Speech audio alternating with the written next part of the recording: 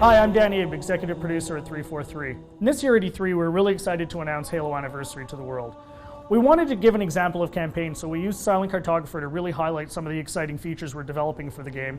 And now we want to share this with the rest of the world. So this is really your chance to get a behind-the-scenes peek at what we're doing with Halo Anniversary. Hope you enjoy. Okay, so let's dive right in and take a look at Silent Cartographer. This is exactly the same demonstration we gave to the press at E3. In fact, this is exactly the same build. So the exciting thing is that this build has come a really long way since we showed this at E3. It's kind of funny for me to look at it now and say, hey, the game looks much better now.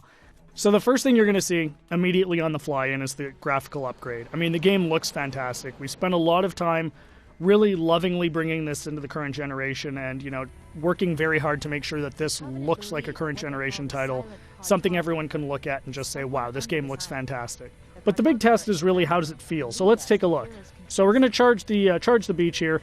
First thing you're going to get a taste of when you pick up this game and start playing is that this plays exactly like the original. That was a core development principle for us, is this game needed to play exactly the way it did 10 years ago. I mean, this is the game that launched a generation of shooters, so we had to make sure that that feeling was identical to that experience that everybody remembered 10 years ago, because this is really a gift to the fans. This is a way to relive the experience of playing Halo 1 for the first time, so we really wanted to make sure it was identical. And the way we did that was actually a fun technical trick. We're actually running portions of two engines at the same time. So the underlying code, the code controlling how the game feels, how the AI reacts, all of that stuff, is a lot of it's the original Halo 1 code, and that was really the best way for us to ensure that the game played exactly the same as it did 10 years ago. But on top of that, we've layered a new graphics engine that allows us to, make the game look fantastic and look like a current generation title. So it's really a great mix of the two.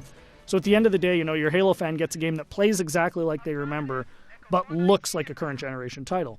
We get some other benefits from this as well. As I said earlier, and I say this all the time, the primary goal for this game is to make sure Halo fans can relive the experience of what it was like to play 10 years ago. And one of the big tools we have in our box to do that is Classic Mode. So what's Classic Mode? At the touch of a button, you can swap back and see how the game looked 10 years ago. So here it is. This is, Halo 1 10 years ago. And it's really a magical feature for Halo fans because this just lets you go back in time and see exactly how this game looked 10 years ago. But the fun part is you can come back at any time.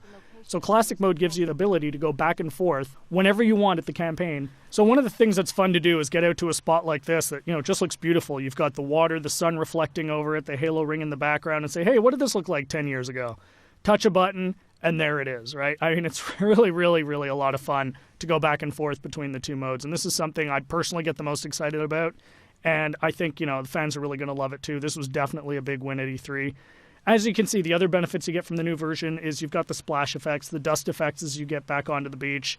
The game just looks great.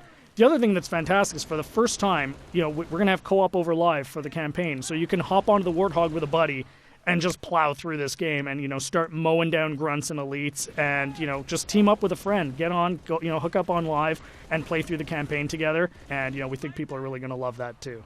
I often say, what would Halo 1 be without the Magnum? And, of course, the Magnum's back. Everyone remembers that fantastically overpowered pistol that just enabled you to walk through and just mow through hordes of enemies. Tremendous amount of fun. So, we're excited to bring that back as well. Again, you can see the game plays exactly the same as it did. Cannot highlight that enough. That was really, really important for us to make sure that this game played the same as it did, because this is really an iconic game. This is the game that convinced a lot of people, myself included, that you could actually have a fun first-person shooter experience on the console. I mean, I was a hardcore PC shooter guy, who said you're never going to make a game on the console that is going to, make me want to play. And this is the game that changed my, my impression of it. And it's the same for millions of Halo fans. And those fans, that's who this game is for. This game is really a labor of love for us here at 343, and we're really excited to be able to present it to you.